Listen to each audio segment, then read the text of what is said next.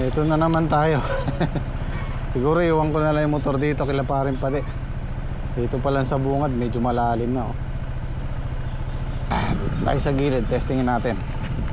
Sasahid na naman ako dyan eh. Malalim yan, may tubig na yan.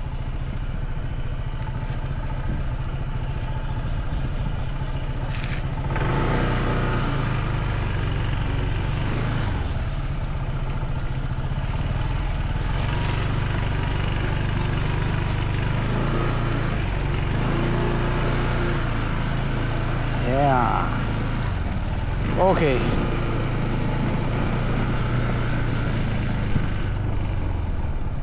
Iniwan na ni Patrick yung sa kanya dito. Iwan ko na rin yung sa akin dito. Yeah. Saka tayo maglalakad. Magkaraw lang ng 2 days, 3 days matutuyo ito. Mabilis matuyo itong daan namin ito eh.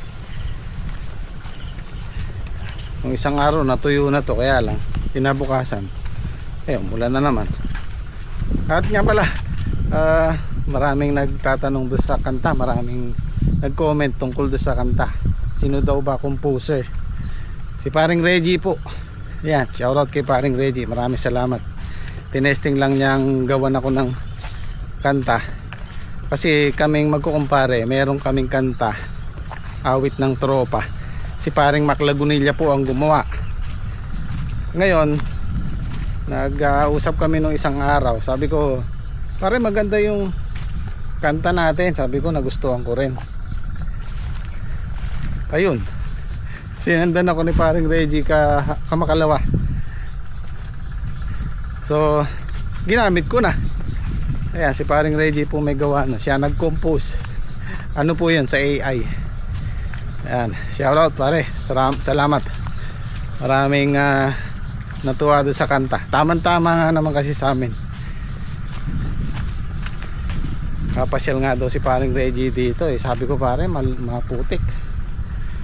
Maglalakad. Ako kung matutuloy siya. Pag walang gagawin yun, pupunta rito yun.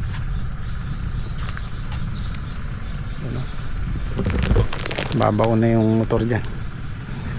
Yung kulong kayang kaya pa to, kasi yung kulong hindi mabubuwal yan eh.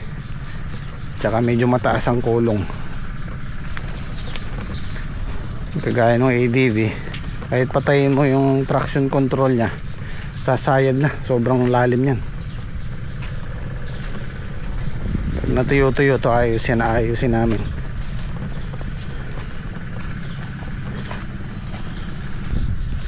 Ayan yung panlimang pitas natin ng ampalaya. Tingnan natin kung meron tayong mapipitas sa naranasan nilang mahigit isang linggong ulan.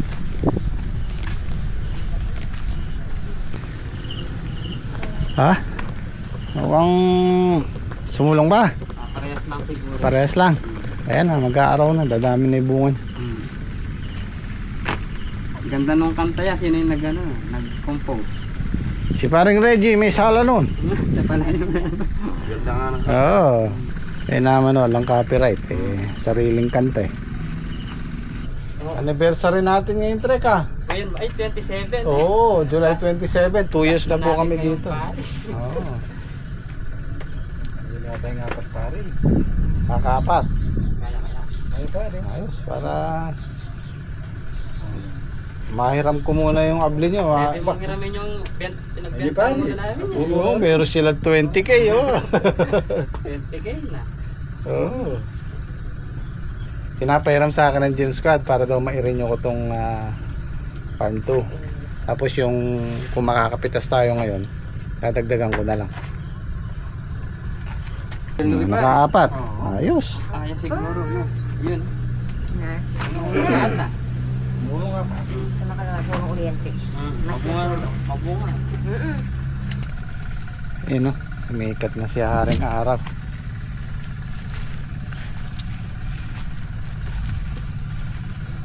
Mukhang nakasurvive naman yung sitaw ni Daki oh. Pag nagtuloy yan, hanggang Monday pwede na siya magtanim ulit doon sa dulo, baka sakali makahabol, mataas ang presyo ng sitaw. Actually patabain na dapat yan, pero hindi natin pwedeng pataba, babad sa tubig eh. Kaya muna natin matuyo, pero nasaktan din yan. Hindi man sila nilubog, kaya lang yung ulan na walang tigil, may stress din sila.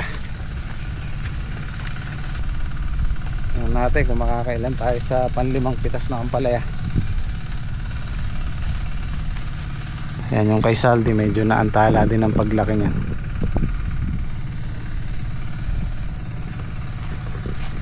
Pero ang importante, buhay sila. Dapat nakapaghalaw na kami dyan eh. Meron naman tayong nakukuhang first class kahit papano.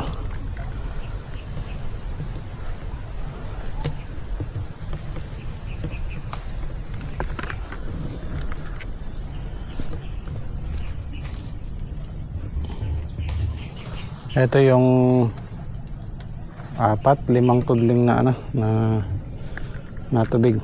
Ayan, yung naninilaw.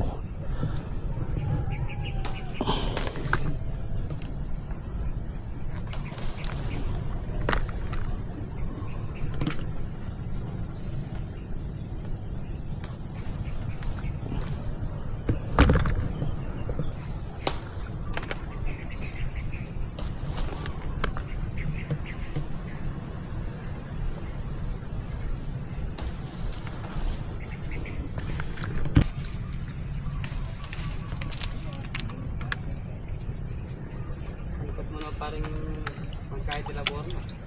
Wala na yata. Gakot. Meron naman magaganda oh.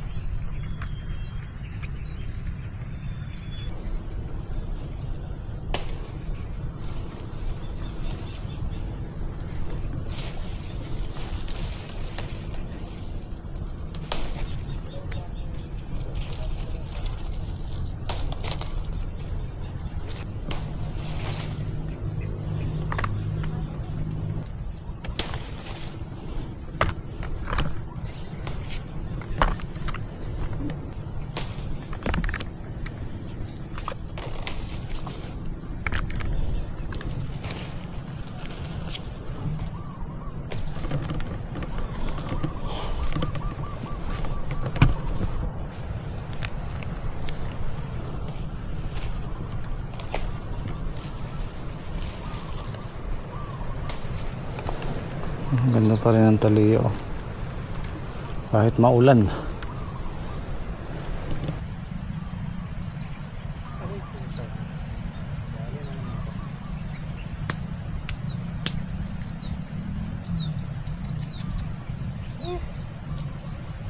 Namamok.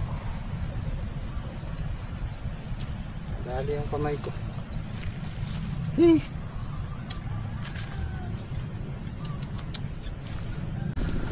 Segunda la rin. Good lang. Good.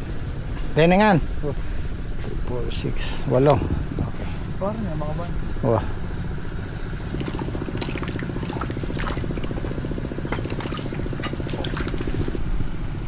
Ito na yung mga nalanta.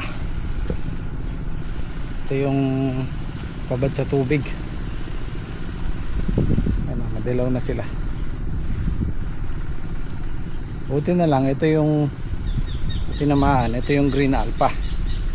Yung pag nagbunga makrat, tapos madalang pa yung bunga. Pero yung talian natin, yung gawi doon, okay pa naman. Tapos yung kay Saldi, ayan, walang nanilaw dyan, okay pa naman yan. Kasi yung ganyang edad, yung ugat nya nandyan pa lang sa sa plastic mulch. Hindi kagaya nito, yung ugat niyan nakalabas na sa plastic mulch, kaya babad sa tubig. Yan, okay pa yan. May iksi pa yung ugat nila, kaya maganda yung nila dating. Kaya sana sumikat muna yung araw, kahit na 2 days 3 days lang, natuyuman lang sila. Wala rin pataba yan. Dapat 2 beses nang napatabaan yan, kaya lang hindi pwede.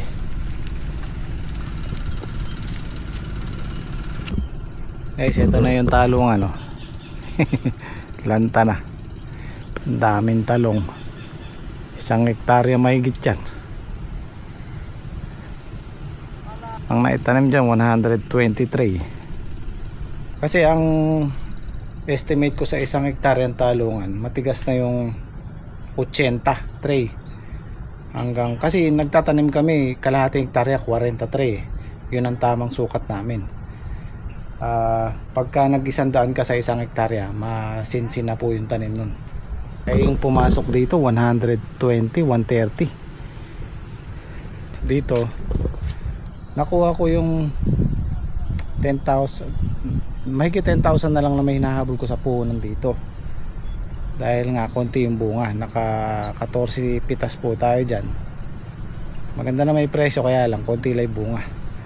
Ang pinaka ano ko dito, ang pinaka lugi ko dito yung bali sa tao.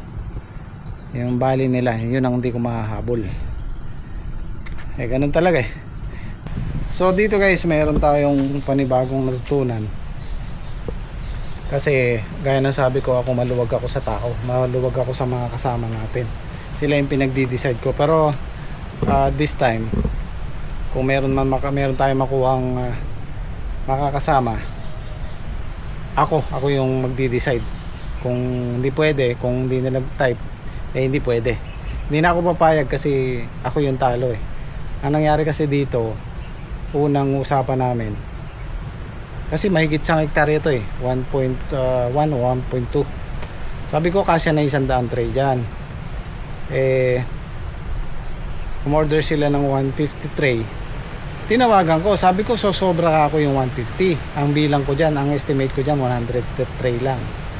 So kasi sakto lang daw kasi binilang nila. So dumating yung pula nung nagtatanim na kami, 100, halos mapuno-puno na yung 1 hektarya, 100 tray. At siningit nila yung 20 tray, so 120. Sumobra kami ng 30 tray. Siningit na lang nila doon tsaka dito sa dulo. Kaya pumalo ng 150 tray yan. So pagdating sa ganun, ako yung talo. Sabi ko next time ako na yung magdi-decide. Kung hindi sila papayag, kung meron tayong makuhang makakasama, pasensyahan. Kasi katulad yan, di ba? Hindi naman sa pag-ano, kasi masyado akong maluwag eh. Masyado akong maluwag sa kasama natin. Kaya sabi ko, araw-araw meron tayong natututunan. At yung pangalawa pa, ang sabi ko sa kanila, magkaliksto tayo, kaliksto F1. Hindi daw nila kabisado yung kaliksto. Pero guys, kung tutuusin kung kaliksto to sa 14 pitas, baka kumita pa sila. Ito wala kasing masyadong nagtatanim ng Fortuner dito sa amin. So sana meron tayong natutunan, di lang ako. Yeah.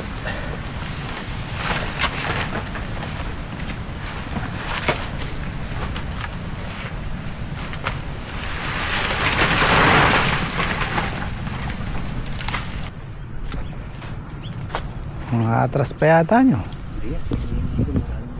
Hindi to.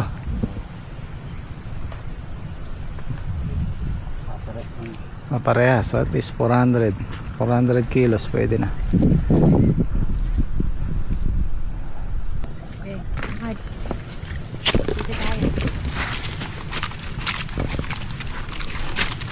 Sakripisyo pagka ganyan, maputik. Imagine mo, bumubuhat ka ng halos 100 kilo, tapos bumabaon yung paa mo.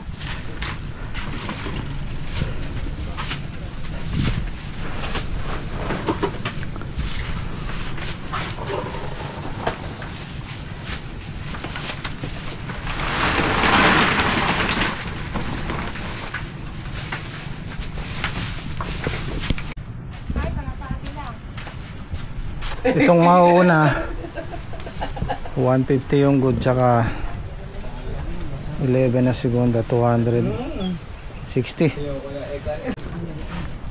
Itong taliya maganda oh. Pag makintab na ganyan eh, first class. Yan tayo bumabase ng presyo pag magandang ganyan.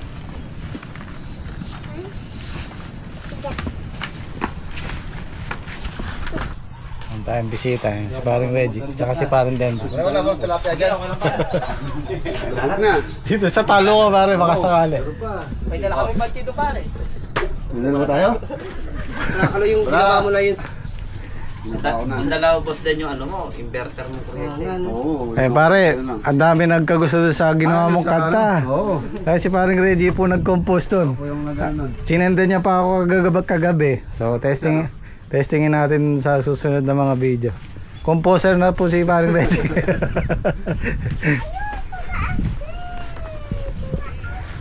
Musta yung ano mo pare, Sigmura? Ay, okay na pare. Okay na. Ayun o. Yung bago si paring Reggie. Ano to? Tinignan ko to kahapon. Nasa 50.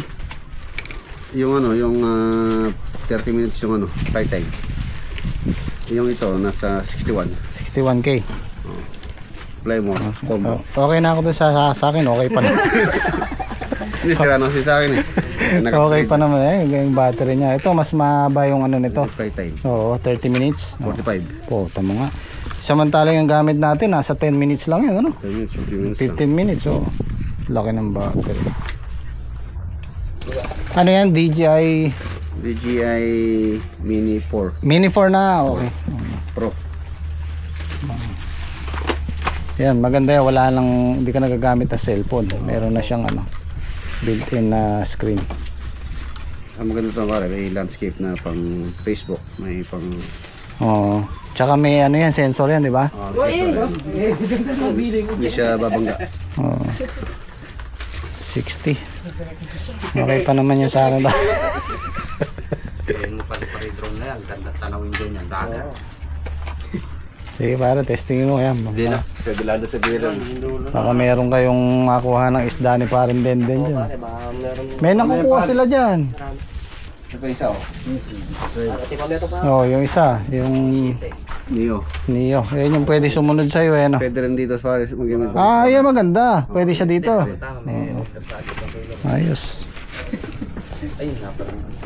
Neo 4. Ay, Neo. So, nakailan tayo? 17 yung good.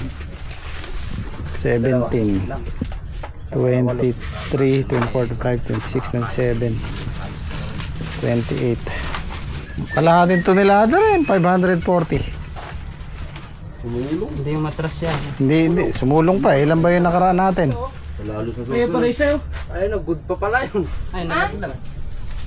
350 lang naman ako. Oh, malaki sinulong pala, no? Tutulong pa sa susunod. May ganun lang pala yung drone sa loob. Ayan o. Ganyan na po yung 60k ngayon. Ganyan lang kaliit.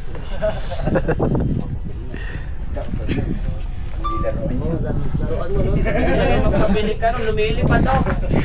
Ay, papabili ako ba? Paganda yan. Parang tutubi. Ubos ang yaman.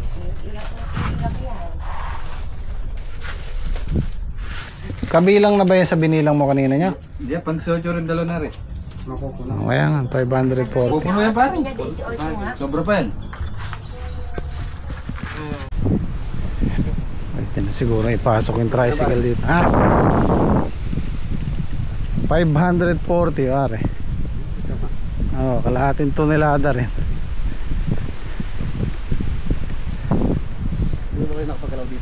Baka ano, Lunes pare o kaya Martes. Martes, oh. Hindi pwedeng isabay sa bitas namin yan eh. Kailangan lilihis.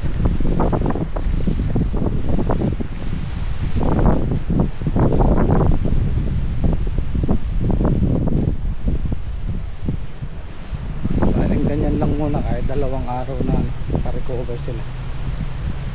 Sabi pare, parang wala man nangyari, no? Yan, maganda yan kasi hindi pa kalat yung ugat niyan eh. Hindi pa masyadong apektado. Paano yung mita? Bali hindi na lang, Lara. Wala. Manghang din yan. Thank you. Pinggan, no? Kanan ko. Sige po. Sige.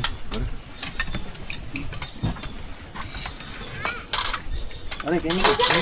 Oh. Maluwag stela na.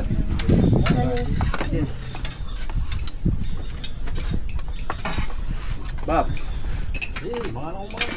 Sir, tatampo na naman. Oh, ano? Pala.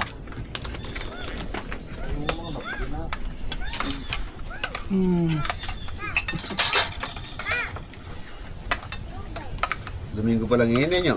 Sunday. Day off na. Nataon ng pitas, talagang landayo. Pagkatapos ng harvestan nyo, mag-swimming tayo, no? Pwede na bang magdagat niya, pare? Oo, saan o? Pagkatapos yung ano, mga ampalaya. May talakan kaya ata balugbog ba? Kanya man ang kanuwata. Oo.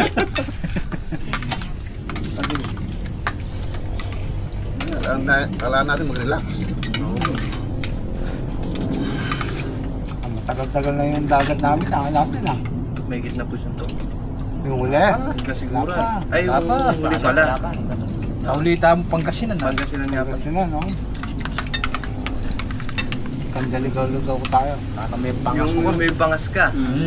Ay, oo, Pangas ko. dinibning. Nag-dive sa lugar. Kala niya malalim. May Parang bato may pala. nakaanong bato sa may bangas yung ulo. Eh, huwag siya sa putik ko. Putik yun. Sakit. Wala ka nga ba? Ah, balik ka.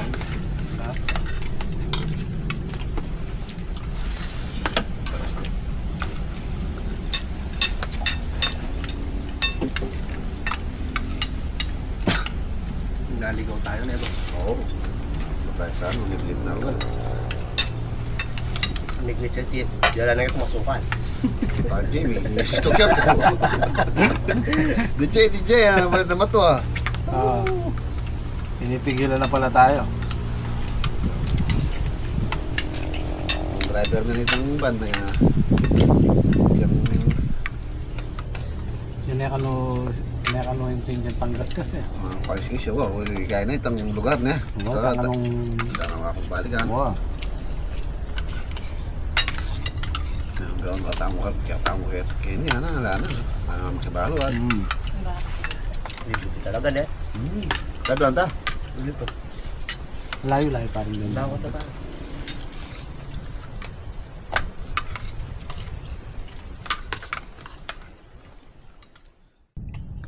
Saktong matuyo-tuyo yung lupa, yun na naman, umaambon na naman. Ano po yan? Habagat.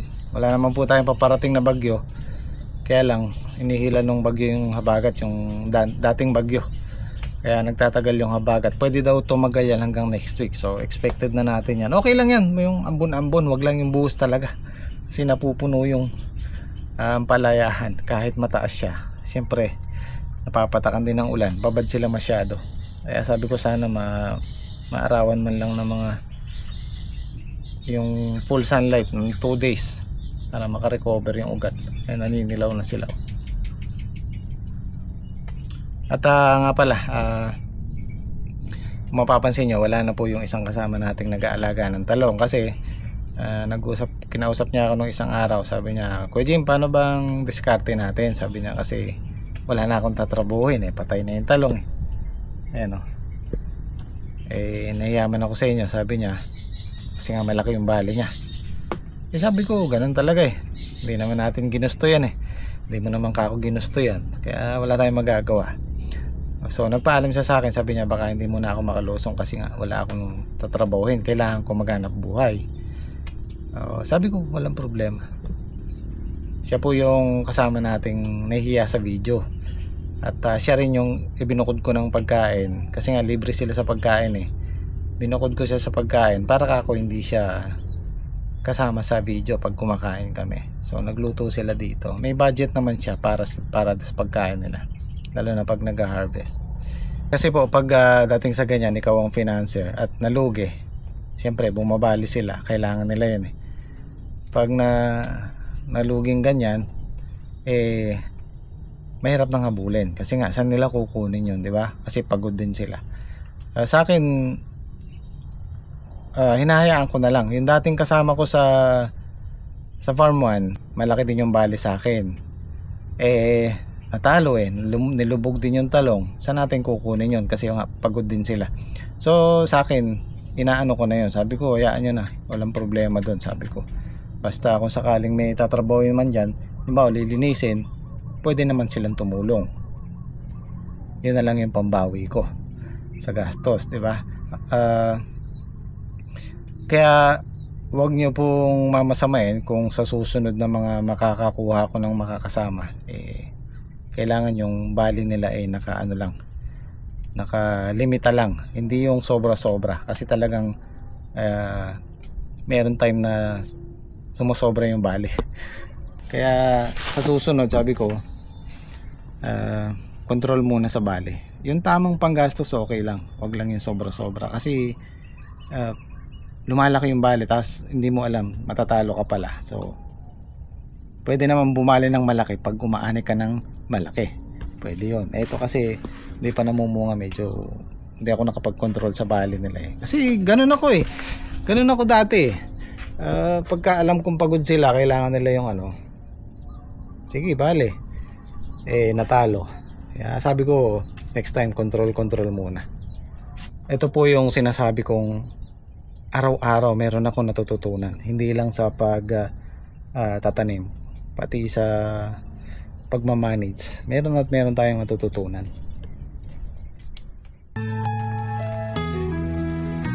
Kami ang Gym Squad, pamilya sa diwa, sa hirap o ginhawa, kami magkasama. Hindi kami perpekto, pero totoo ang samahan. Gym Squad sa puso habang buhay man.